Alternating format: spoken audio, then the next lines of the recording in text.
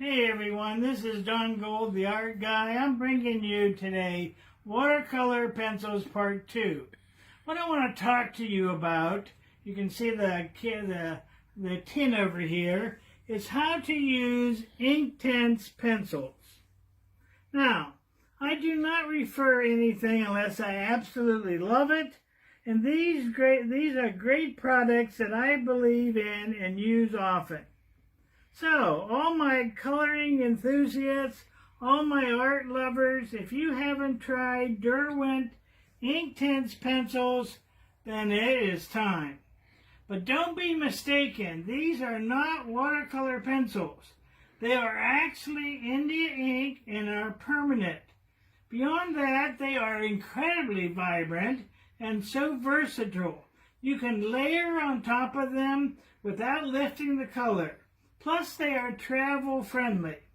Now, here are some of my essential tips for using Derwent Inktense pencils. First thing I do is I use a water brush. I've decided to try a water brush to use as my Inktense pencils. And guess what? I never go back. It takes a little getting used to squeezing out the right amount of water, but it is the most convenient thing imaginable. Inktense pencils and a water brush are zero cleanup. Now, there's a company called Kurtek. They make a good water brush. Kurtek water brush has a cap like the ones that I have here that protects the bristles when it's perfect for traveling. Kurtek water brush, they come in what they call a bundle. That means 8 sizes. These tools are portable, convenient, and easy to use. You simply fill the water brush with water, then squeeze to moisten the tip. The reserve fill system can eliminate the need for, of all things, a freestanding cup of water, which is a hassle sometimes when you're painting on the go. Kurtek brushes come in a set which I called just a minute ago the bundle. The bundle features a variety of brushes in regular and mini sizes. It includes a flat brush for edging, 2 large brushes for coloring, 2 medium brushes for sketching, and 2 small brushes for details. And they even have an ultra compact petite set. The petite set comes with a mini water bottle, which makes creating artwork on the go even more convenient. The flat brush also contains 2 brush types.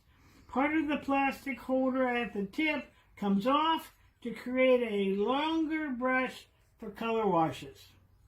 Alright, tip number 2 is make a color chart.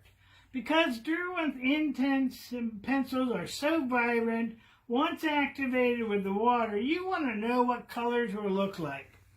I just found out how much I love deep indigo, and I use it as my go-to shading color. Number 3, you need to blend colors that are next to each other on the color wheel. This is true for painting in general. Unless you're aiming to create brown, colors that are next to each other on the color wheel will blend nicely. You can blend other colors close to each other on the color wheel as well, but not across. Activate the lightest colors first. This is really important. The brush can carry colors into other areas once you activate it with water. In order to maintain your highlights or the white of the paper, start with a clean brush in an area and then work your way outward into the darker areas. Number 5, wet only one area at a time. Watercolors dry quickly, so it's best to activate one area at a time as you go. It's also best not to use Derwent Inktense pencils for backgrounds unless you're going to use a large watercolor brush that can cover in a few swipes. Remember, with Inktense, the color will dry permanently. This is a good thing so that you can add more layers of water and you won't lift the color later. Now, I got a comment, or a question actually, from one of my art students. Here's what she wrote. I just got my Inktense pencils and I'm so excited. Thanks for the great tips, especially about the water brush. But one bit of information that I've not been able to find anywhere is what type of paper is best to use with these pencils. I mostly color pages I print from my laser printer. Do you know what properties are best to look for paper for Inktense use? Well, that is a great question. Anything that is water activated or water media, like watercolor markers, is best suited on a thicker paper. You can try it on your printer paper, but you're going to run the risk of the paper ripping or warping after it is dry. So I say try watercolor paper, or any thick paper. I even use bristle paper. Watercolor paper is 140 pounds, and you can get B paper at 93 pounds, but don't use too much water.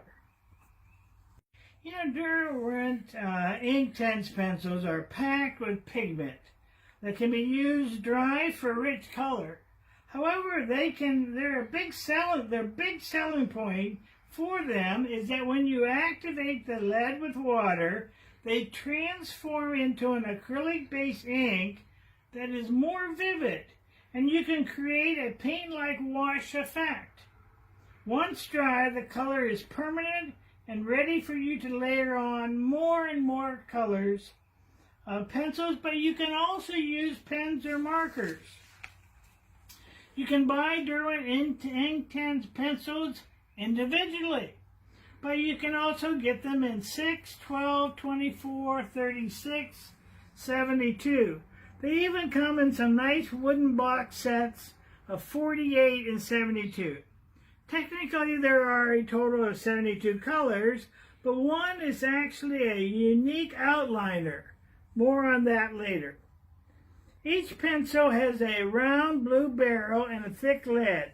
The top of each pencil is finished and technically color-coded to the lead, but it is not reflective of the dry or wet colors when applied to the paper.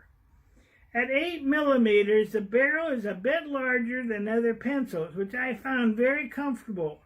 The lead core has a creamy feel when coloring. Like all soft core leads, you need, I have my suggestions here, you need a good sharpener at high end to keep sharp points. I recommend the multi-point sharpener is the best. At first I thought the outliner was just another color for creating shadows, for example. However, I finally figured out that it is a special graphite pencil that resists water. When you use the outliner, it will resist most other media, leaving your graphite colored line work pristine. For example, if you want to keep the outline in the illustration bold, first color over it with the outliner and then proceed with your coloring. This is a great alternative to going back over lines with a fine point marker after you color. Versatility. An important factor in choosing any medium for coloring is versatility. And versatility is one of the Inktense pencil's strengths. They can be used in so many different ways for different effects. You can color and then go over your finished piece with a paintbrush or a water brush for a full Inktense effect.